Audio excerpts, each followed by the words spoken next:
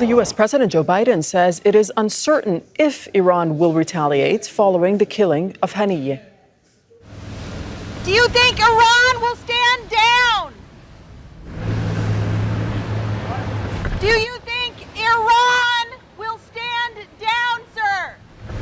I hope so. We don't know. Okay, but despite what Biden says, he's deploying additional military assets to defend Israel against a possible retaliatory attack. And the USS Abraham Lincoln aircraft carrier is making its way to the Middle East. It will replace the USS Theodore Roosevelt that's currently operating in the Gulf of Oman, just kilometers from the Strait of Hormuz that forms a maritime border with Iran. The Pentagon has also ordered U.S. destroyers and cruisers to move to the Mediterranean Sea off the coast of Israel and Lebanon. We have with us Aslani, who's a senior research fellow at the Center for Middle East Strategic Studies. That's a think tank that's based in Tehran, joining us via Skype from the Iranian capital. Thanks for your time. How do you think that the Iranian government is viewing these deployments and these U.S. military maneuvers in the region? Is this being seen as an escalatory move? Doreen, I think that Iran, the way it sees these, developments, is related to impact Iran's retaliation against Israel. They want to, because there have been some mediation efforts in order to make Tehran, in order to revise its decision to respond to Israel. But those mediation efforts have not been successful so far, and that's why Jordan Foreign Ministry is going to visit Tehran today. And part of those deployments are aimed at sending a warning message to Tehran that if they want to retaliate, there might be some consequences. That's why I think they want to qualitatively impact Iran's decision. In the meantime, the risk of a regional war is more than ever.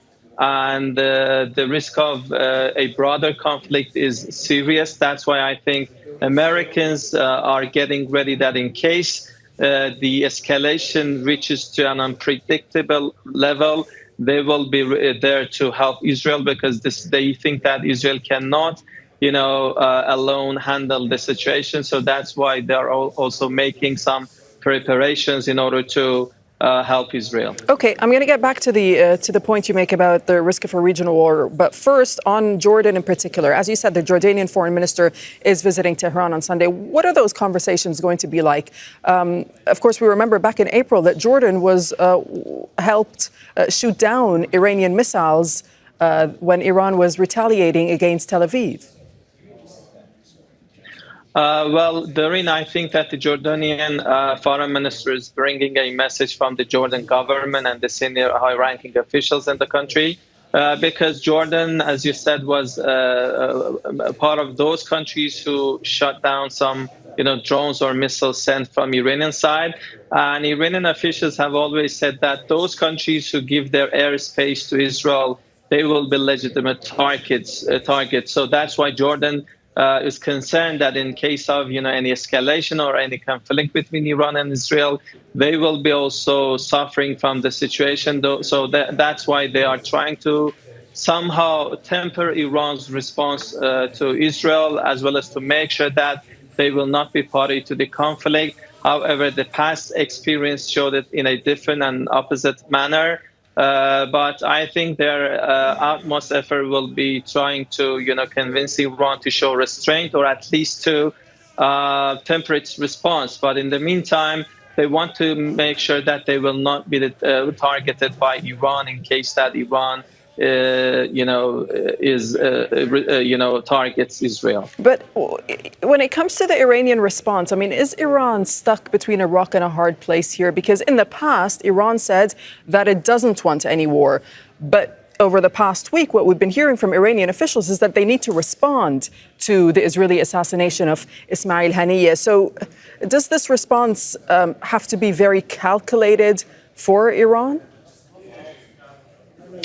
Doreen, there have been speculations about the timing and quality of this response, but there have been different views on that. What is in common is that this retaliation is going to be inevitable. And comparing to the April, attack against Israel, I think this upcoming likely attack is going to be multifaceted and more complicated this time, because Israel crossed, many red lines of Iran, which Iranian officials, considered as big red lines. So that's why Iran has to also cross the red lines of Israel. This time we might be witnessing some casualties in the targets. And so that's why I think Iran will have no option but to respond to the assassination.